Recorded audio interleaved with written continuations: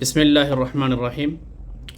साथियों, 2027 की पहली किस्त भरने का आज आखिरी दिन है, यानी 17 अगस्त 2026।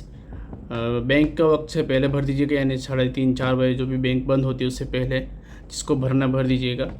और उसके बाद जिसके बैलेंस ज़ीरो बताएंगे उसको 2-3 दिन के अंदर, अगले हफ्ते के अंदर कैंसिल कर दिया जाएगा और उनकी सीट खाली होने पर नई वेटिंग लिस्ट जारी कर दी जाएगी। जो करीब की वेटिंग वाले हैं वो अपनी तैयारी रखें पूरी। दूसरी चीज़ जो है, बहुत सारे लोगों के सवाल आ रहे हैं, मैं देख रहा हूँ कि उसका खाने के बारे में सवाल पूछ रहे हैं, क्या इस साल हज कमेटी ऑफ इंडिया की तरफ से खाना मिलेगा।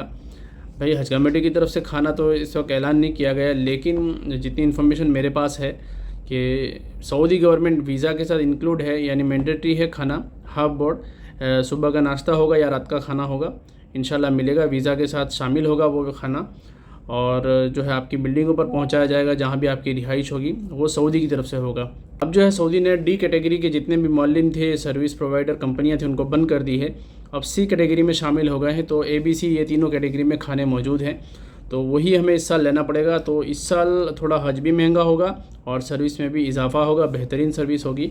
पूरी उम्मीद लगाई जा रही है कि पिछले हम देखते थे कई मरतबा वहाँ पर पिछले 3-4 साल में कि भाई दूसरे कंट्रीज़ के लोगों को सर्विस अच्छी मिल रही है, मतलब वही था कि उनको सी कैटेगरी थी। इस साल हमारे पास भी सी आ रही है इंशाल्लाह, और खाने के साथ रहेगी और दीगर दूसरी भी सर्विसेज बेहतर होगी, ऐसी हम पूरी उम्मीद लगा रहे हैं। ज़िम्मेदार की तरफ से क्लेरिफिकेशन भी आएगा हज से पहले कि खाना यानी तैयारी जब करनी होगी उस वक्त में कहा जाएगा कि आप खाने का सामान वगैरह ना लेकर जाएं। इसके बारे में ज़रूर इंशाल्लाह क्लेरिफिकेशन आएगा।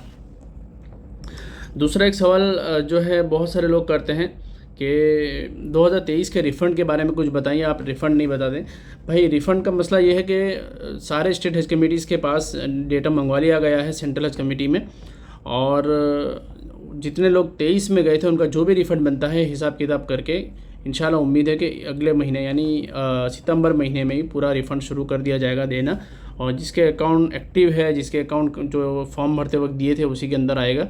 और उस वक्त के जो अकाउंट है वो बंद है या आप बंद कर चुके हैं या KYC की वजह से बंद है, तो फिर वो पेमेंट स्टॉप हो जाएगा। आपको दोबारा स्टेट हज कमेटी के ज़रिए से आपको भेजने रहेगा आपका बैंक वगैरह, या हज कमेटी को ईमेल भी करना पड़ सकता है।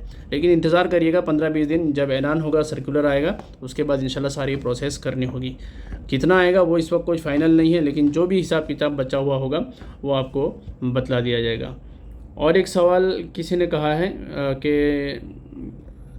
1 मई से 10 मई तक 2 के बीच जाना, क्या हम तारीख बता सकते हैं? तारीख तो किसी को पता नहीं है कि कौन सी तारीख को जाना है, लेकिन हज का शेड्यूल बतला दिया गया है कौन सी तारीख से कौन सी तारीख की फ़्लाइट है। लेकिन थोड़ा इंतज़ार करें, ये सारी चीज़ें जाने के बारे में अभी तैयारी कुछ नहीं है, अभी तो बहुत दिन बाकी है। आप अपनी हज को सीखें, हज की तैयारी करें। किसी ने सवाल किया कि हमें अक्टूबर में आउट ऑफ इंडिया जाना है, कहीं दूसरी जगह जर्नी करना, सफ़र करना है, क्या जा सकते हैं? सिलेक्शन के बाद जा सकते हैं, बिल्कुल कोई दिक्कत नहीं है। पासपोर्ट की अभी इस वक्त ज़रूरत नहीं है।